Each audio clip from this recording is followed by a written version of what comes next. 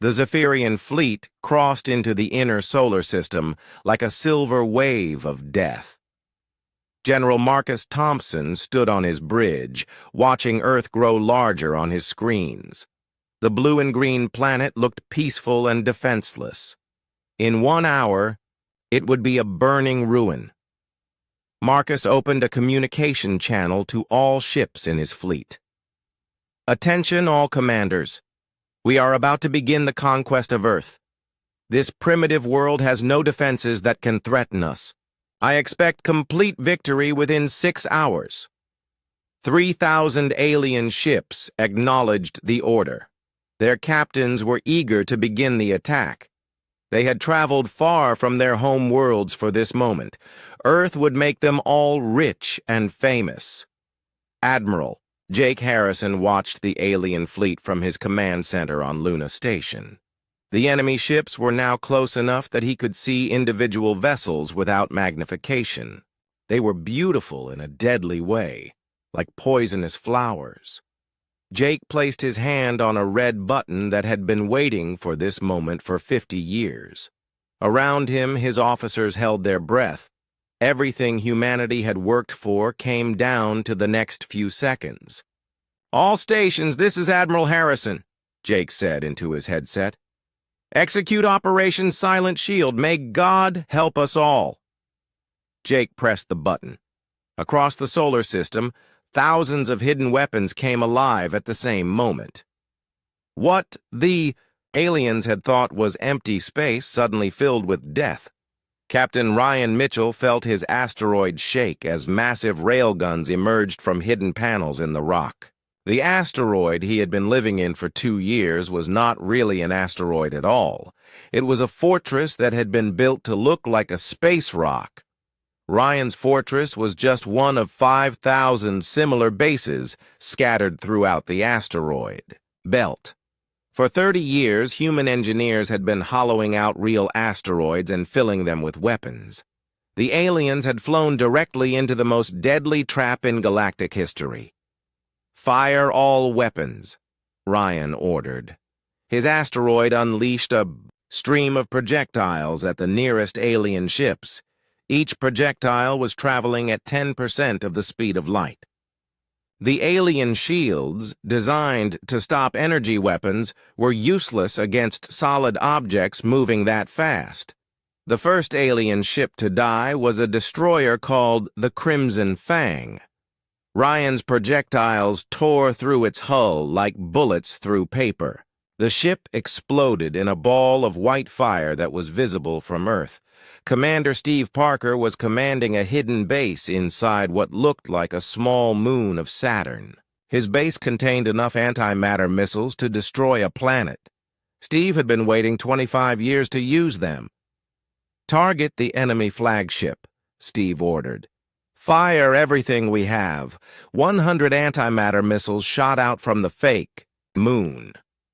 They moved silently through space, guided by artificial intelligence that had been studying alien ship designs for decades. Each missile contained enough antimatter to vaporize a city. General Marcus Thompson saw the missiles coming toward, his ship on his warning screens. He could not understand where they had come from. His sensors showed no enemy ships in the area. "Activate defensive systems," Marcus shouted. "Full power to shields." The Dominion's Edge survived the first wave of missiles, but barely. Its shields flickered and sparked under the massive explosions. Marcus realized with growing horror that his ship was under attack by weapons he had never seen before. More missiles were coming. Many more. Captain Emma Foster triggered the gravity mines that had been hidden along the alien fleet's approach route.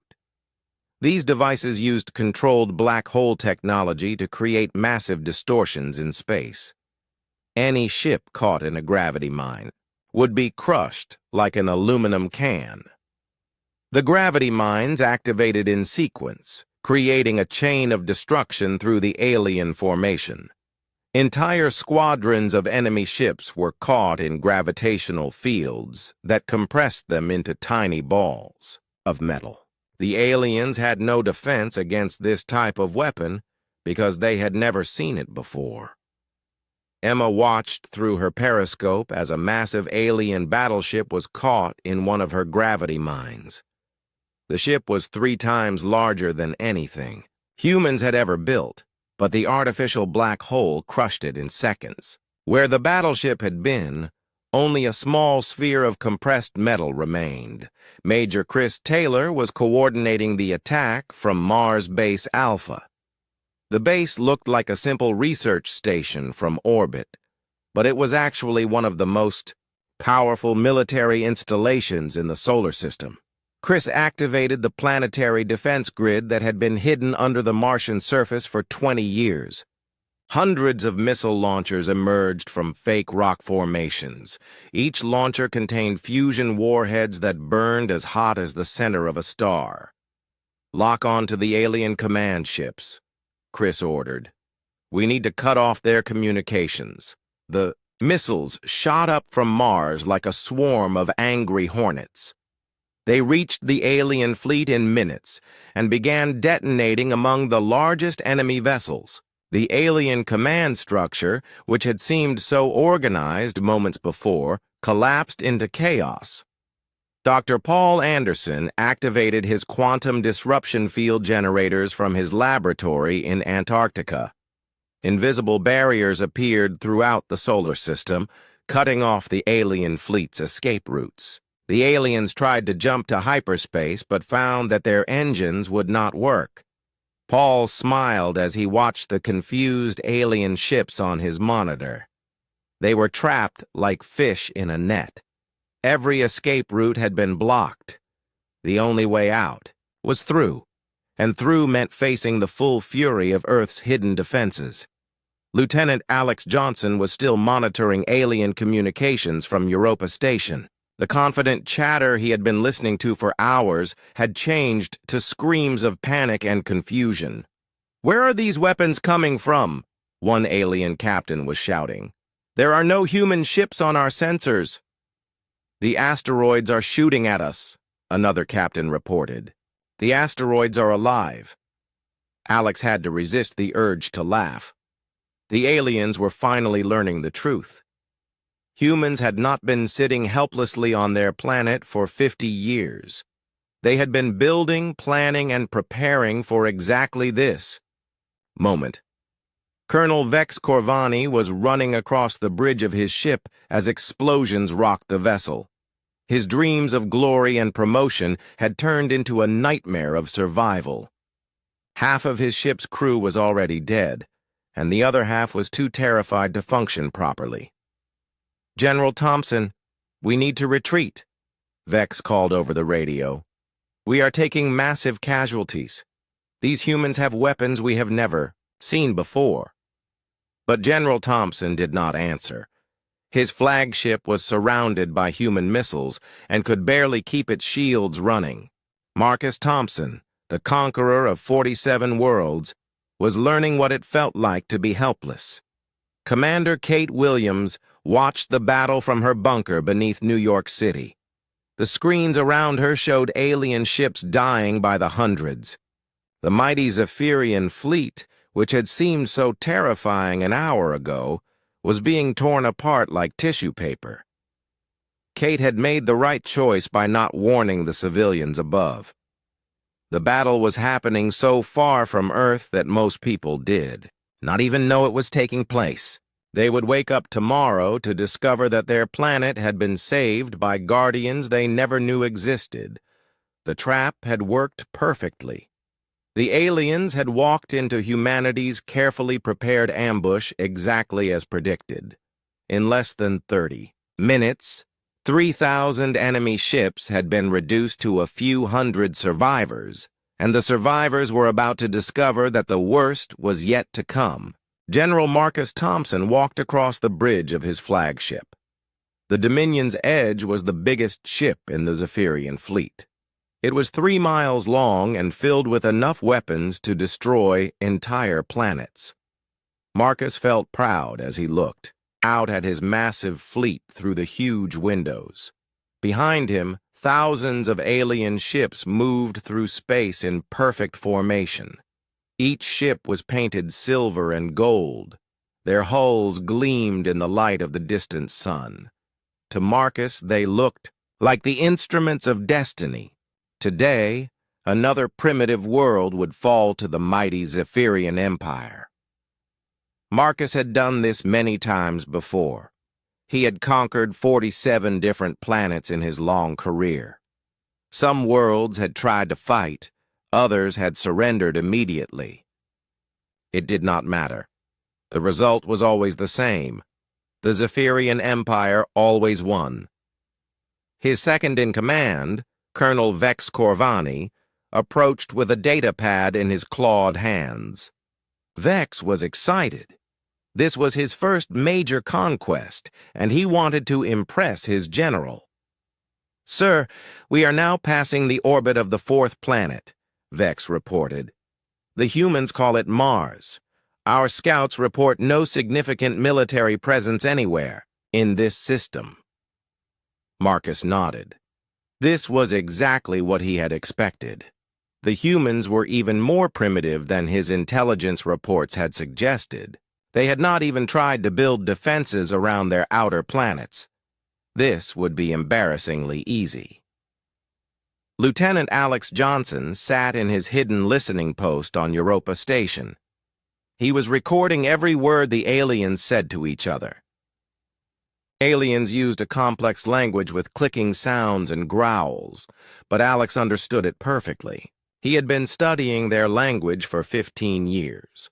Alex smiled as he listened to General Marcus and Colonel Vex talking. They sounded like bullies picking on a smaller child. They had no idea that the smaller child had been learning martial arts for 50 years. The alien general was reviewing his battle plans on a large holographic display. The plan was simple because Marcus thought the humans were simple. First, his ships would destroy any military satellites around Earth. Then they would bomb major cities from orbit. Finally, ground troops would land to capture survivors for slave labor. It was the same plan the Zephyrians had used on dozens of other worlds. Marcus saw no reason to change a strategy that had never failed. He expected the entire operation to be finished in less than one day. Dr. Paul Anderson was in his laboratory under the Antarctic ice. He was making final adjustments to the quantum disruption field generators. These machines were his greatest invention. When activated, they would create invisible walls in space that no ship could pass through. Paul had built the generators using technology stolen from crashed alien ships. The irony made him smile. The aliens had given him the tools to trap them, and they did not even know it. Captain Ryan Mitchell was still hiding inside his asteroid fortress. Through his periscope, he could see the alien fleet getting much closer. The ships were so big that they blocked out entire star fields as they passed by. Ryan checked his weapons one more time. Hidden inside his asteroid were enough missiles to destroy 100 alien ships. But Ryan's asteroid was just one of thousands of similar hidden bases throughout the solar system. Each asteroid looked normal from the outside, but inside, they were filled with human soldiers and weapons. The aliens had no idea they were flying through the largest minefield in galactic history. Agent Holly Richards was monitoring communications from her station near Jupiter. She was listening to messages being sent between the alien ships. The aliens were already arguing about who would get the best parts of Earth after they conquered it. One alien captain wanted to claim North America for his personal territory. Another wanted to take control of Earth's oceans. They talked about humans like humans talked about farm animals. Holly's hands clenched into fists as she listened, but she forced herself to stay calm. Soon the aliens would learn that humans were not farm animals. Commander Kate Williams was in her underground bunker in New York. Above her, 8 million people were going about their normal lives. They were shopping and working and playing in Central Park. None of them knew that alien ships were only 3 hours away from Earth. Kate had made the hardest decision of her life. She had decided not to tell the civilians about the invasion. If people knew, there would be panic. There would be riots. Millions might die in the chaos before the aliens even arrived. Instead, Kate had chosen to trust in the secret defenses that humanity had been building for 50 years. Either the defenses would work, or they would not. But at least people could spend their last few hours in peace. Dr. Lisa Campbell was coordinating the defense from her mountain bunker in Colorado. Her screens showed the positions of every human, weapon, and every alien ship. The aliens were walking into the most carefully planned ambush in human history. Lisa had been studying the Zephyrian Empire since she was a young scientist. She knew their tactics, their technology, and their weaknesses. She knew that they always attacked the same way. They were powerful but predictable. The aliens were like a very strong but very stupid giant, and Lisa had spent 50 years learning exactly where to hit the giant to make him fall down. Admiral Jake Harrison was watching from Luna Station as the alien fleet approached Earth. The ships were moving slowly and confidently. They showed no signs of caution or fear. They truly believed that humans were helpless. Jake had fought in 3 different wars during his long military career. He had seen soldiers who were overconfident before. Overconfident soldiers made mistakes, and in space combat, even small mistakes could be fatal. General Marcus Thompson was studying intelligence reports about Earth's military forces. According to his data, humans had about 5,000 nuclear weapons. They had primitive space stations and a few small research bases on the Moon and Mars. Their most advanced ships could barely travel between planets. Marcus laughed as he read the reports. 5,000 nuclear weapons sounded like a lot to primitive humans, but it was nothing compared to the firepower of his fleet. One of his ships could destroy every human nuclear weapon in minutes. What Marcus did not know was that humans had been sending him fake intelligence reports for 30 years. Every piece of information he had about human military capabilities was completely wrong. The real human military was about to introduce itself.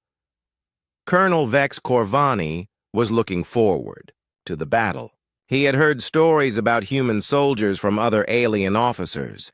Humans were supposed to be fierce fighters, but Vex did not believe the stories. How dangerous could a species be if they had never even left their home star system? Vex was young and ambitious. He wanted to prove himself by leading the first attack on Earth's surface. He dreamed of the medals and promotions he would receive for conquering such an important world. Vex had no way of knowing that his dreams were about to become nightmares. The alien fleet was now only 2 hours away from Earth. In command centers, hidden all over the solar system, human officers were making final preparations. Weapons that had been hidden for decades were powering up. Soldiers who had trained their entire lives for this moment were taking their positions. The Zephyrian Empire was about to discover that some prey fights back. The message that Earth broadcast did not stop at the Kethvar fleet. Dr. Nancy Thompson had programmed the transmission to reach every inhabited star system within 500 light-years of Earth. Within hours, the news was spreading across the galaxy like wildfire. A primitive species had not only survived an encounter with the Dominion fleet, but had forced them to retreat. Supreme Commander Zekthul stood alone in his private quarters, staring out at the stars that had once represented his empire's unlimited expansion. For 48 hours, he had wrestled with a decision that no Kethvar commander had ever faced before. The humans had given him 72 hours to withdraw, and that deadline was rapidly approaching. The demonstration of human capabilities had shaken him more than he cared to admit. His tactical officers had confirmed that the electromagnetic pulse weapons could have destroyed 50 ships in the first attack.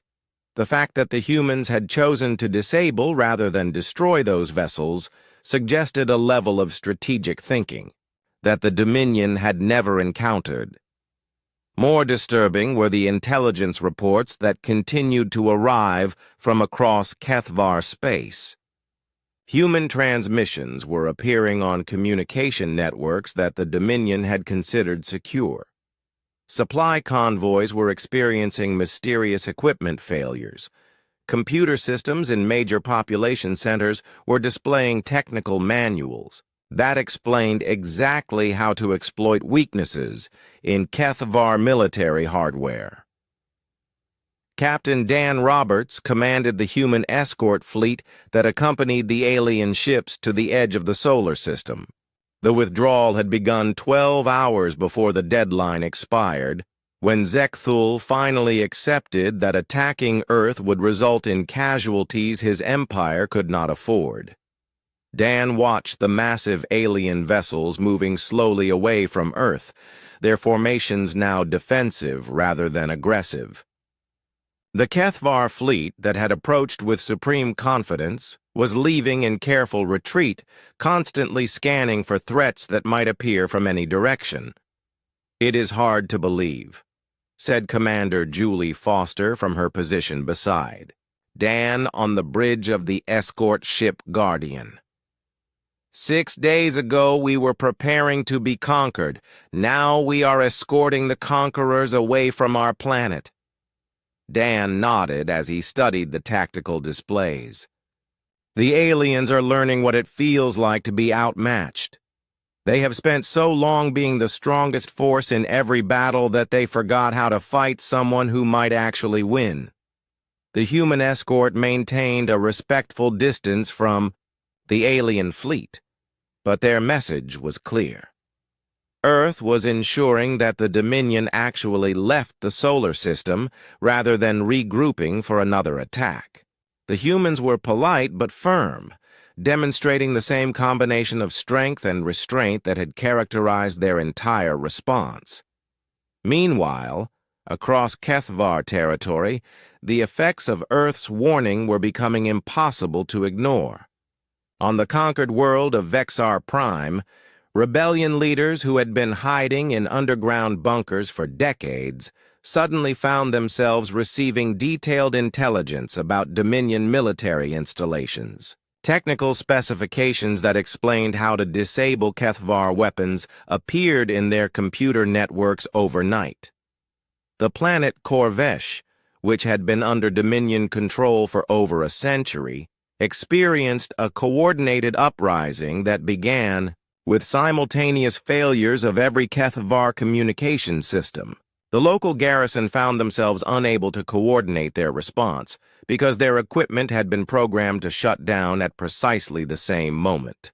On Threx Station, a major Dominion supply depot that supported military operations across 3 star systems, cargo ships began experiencing navigation failures that stranded them in deep space. The failures were so precisely timed that they appeared to be the result of deliberate sabotage, but no saboteurs were ever found. President Carol Evans stood before the United Nations General Assembly in New York, addressing representatives from every nation on Earth. The assembly hall was packed beyond capacity, with additional screens broadcasting her speech to billions of people around the world. 6 days ago, Carol began, humanity faced the greatest threat in our history. An alien empire that had conquered hundreds of worlds was approaching Earth with overwhelming force. Today, that empire is in retreat, not because we destroyed their fleet, but because we demonstrated that conquest is no longer the simple process they had always known. Carol paused as applause filled the assembly hall. When the room quieted, she continued with words that would be remembered for centuries. Earth's message to the galaxy is simple.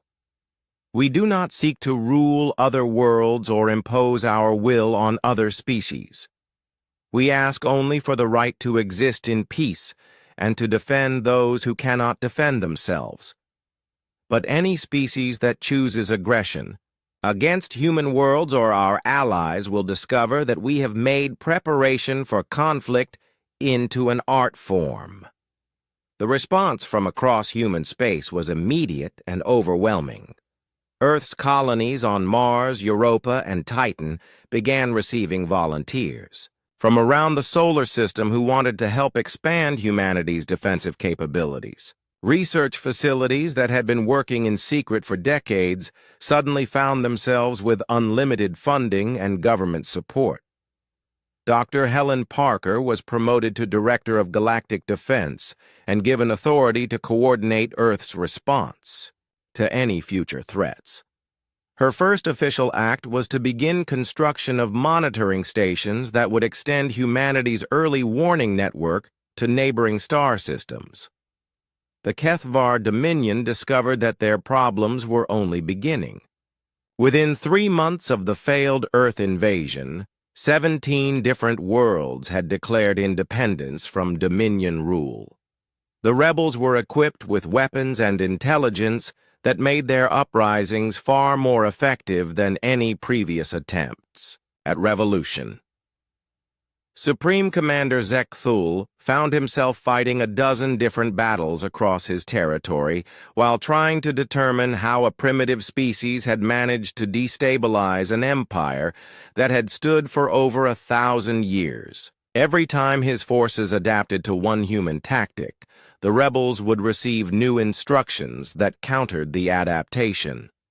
The final blow came when entire HFY fleets began experiencing simultaneous computer failures that left them stranded in space for weeks at a time.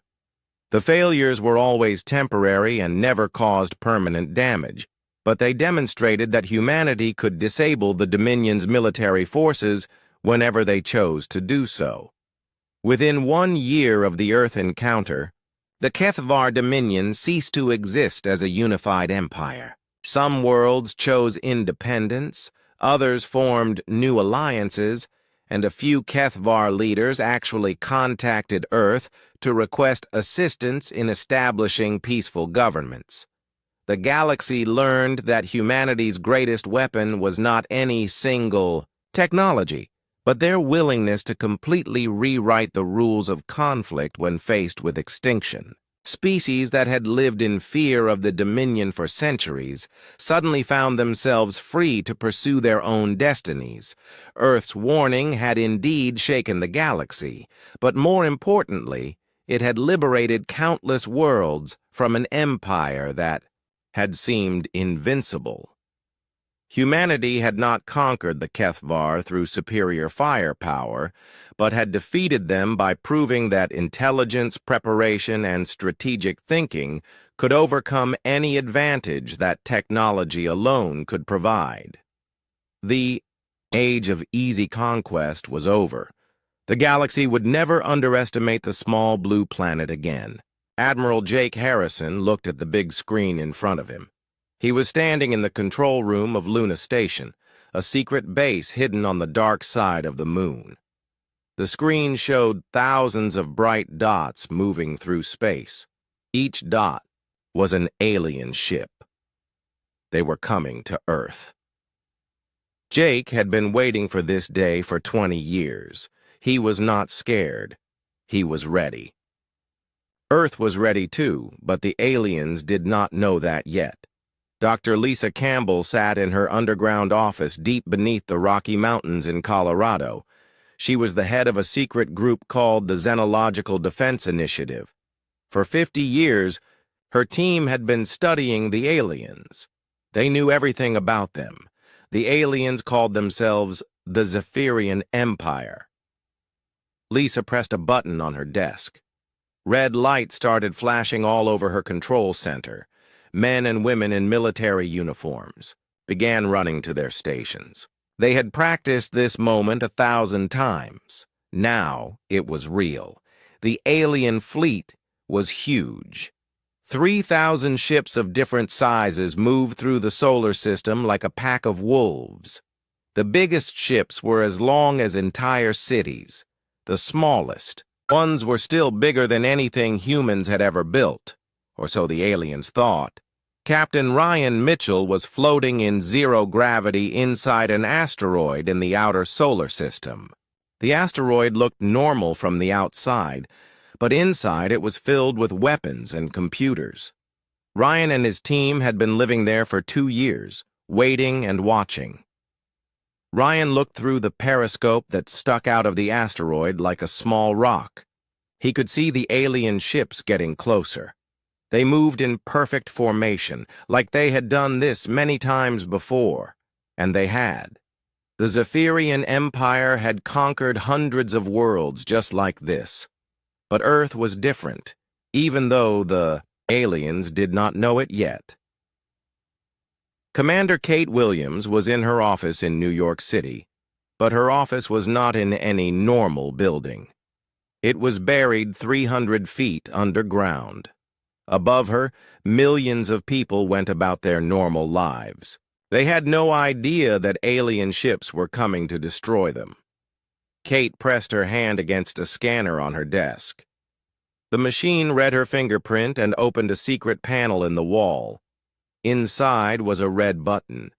She had hoped she would never have to press it, but the time had come. The aliens thought they were attacking a weak planet. Earth's radio signals made humans look primitive.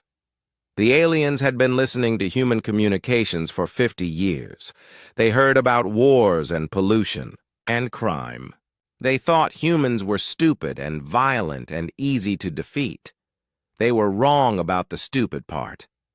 Dr. Paul Anderson was working in a laboratory under the ice in Antarctica. He wore a thick coat because it was very cold, even inside the building.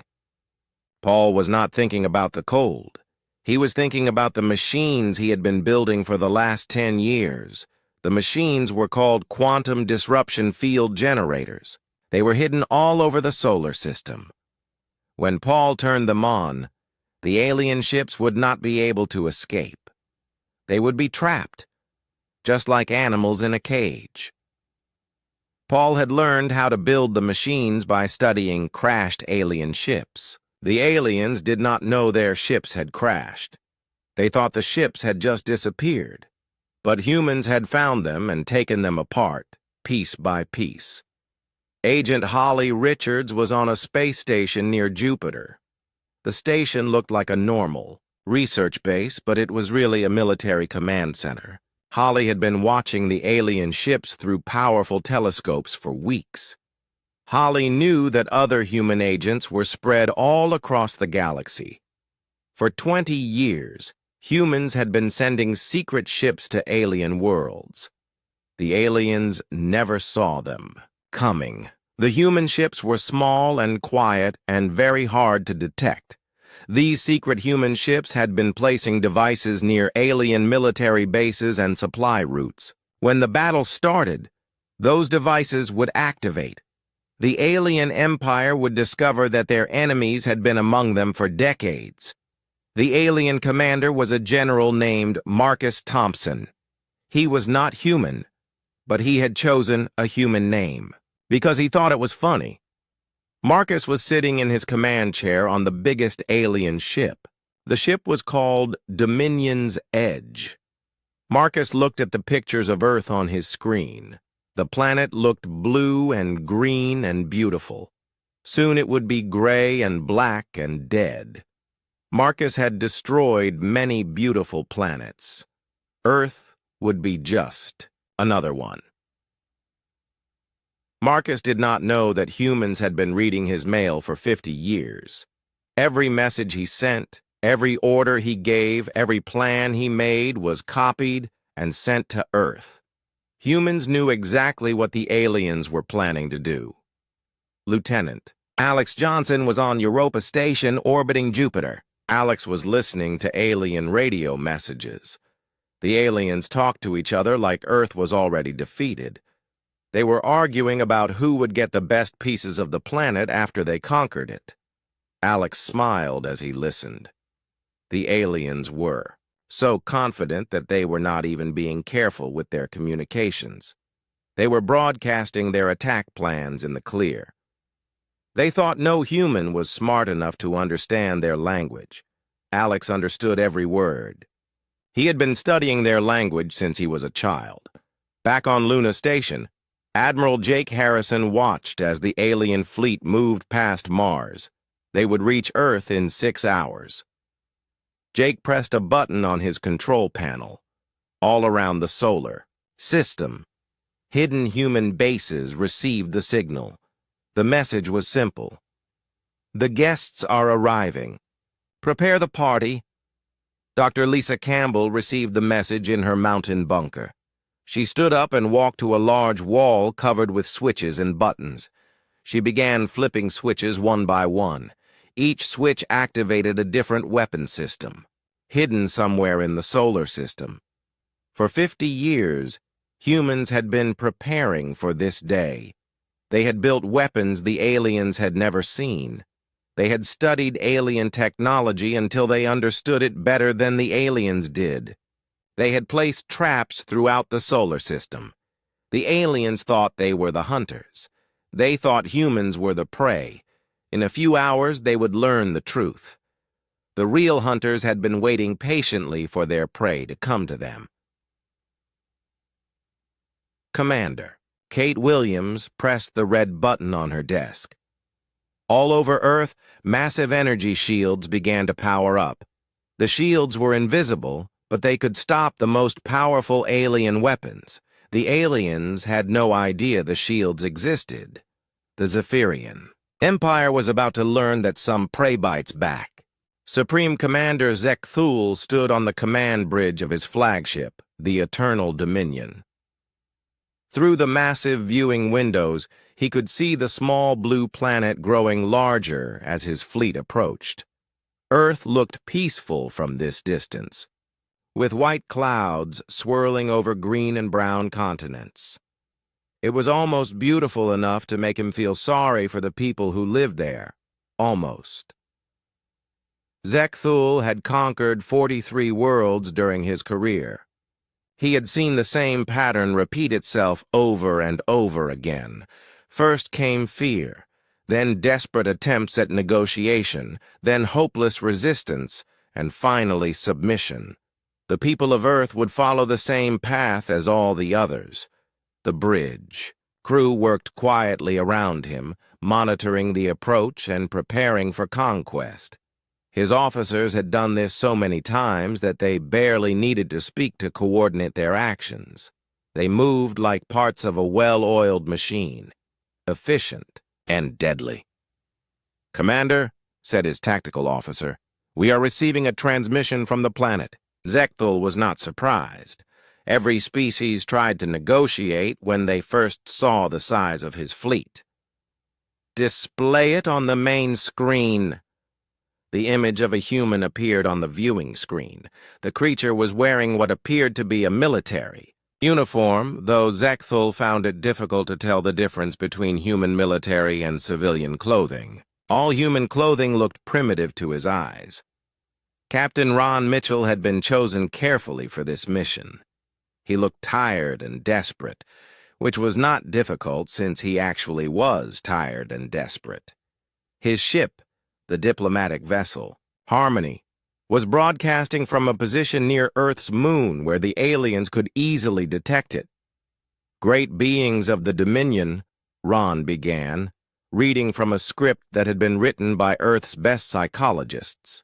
"We have received your message, and we understand your power.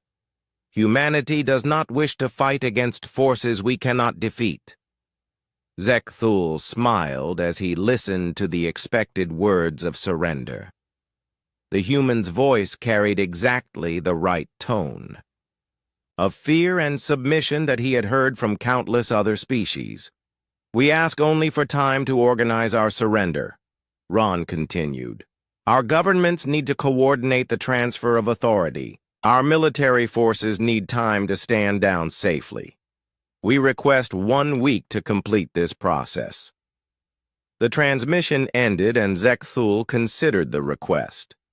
1 week was longer than he usually granted, but it made little difference. Some species needed more time to accept their fate than others. The humans seemed to be adapting to reality faster than most. "Grant them 5 days," Zekthul ordered.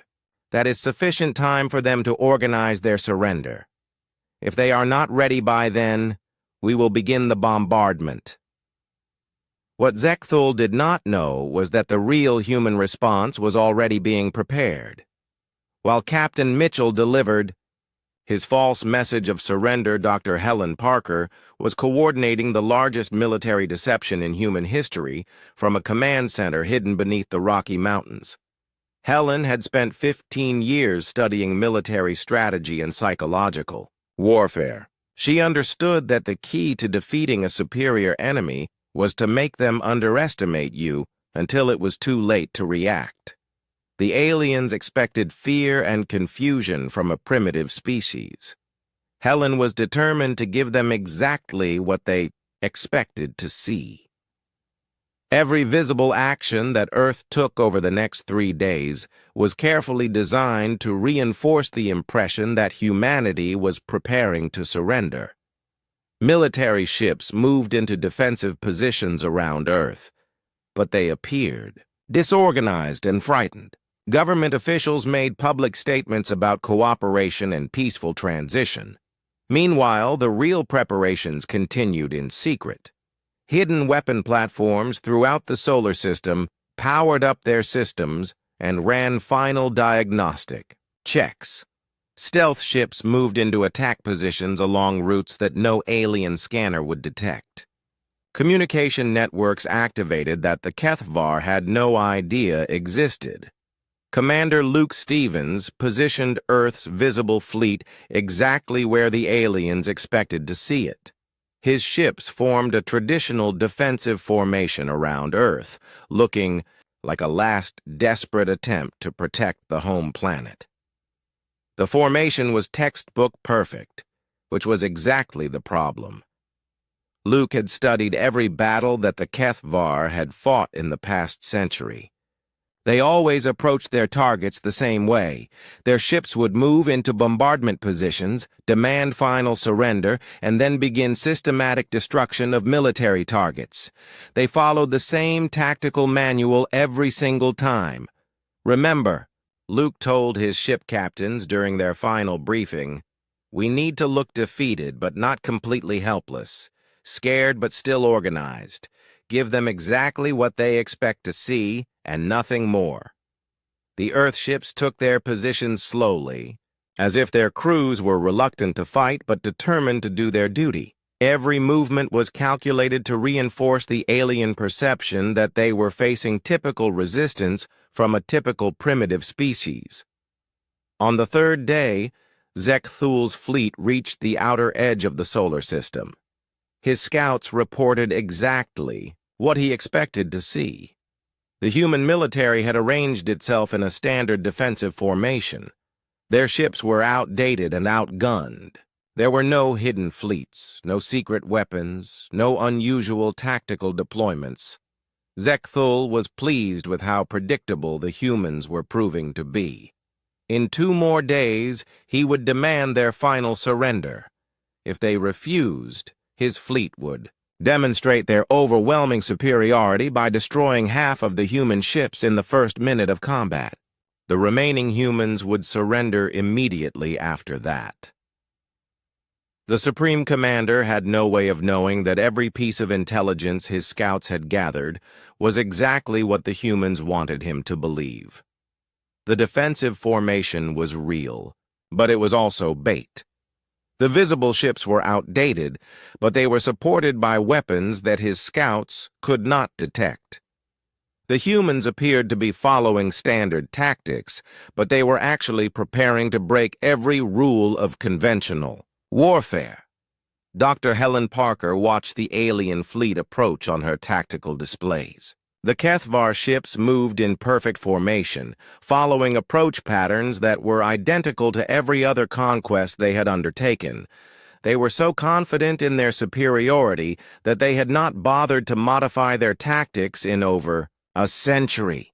"All stations report ready," announced her communications officer. Helen nodded slowly.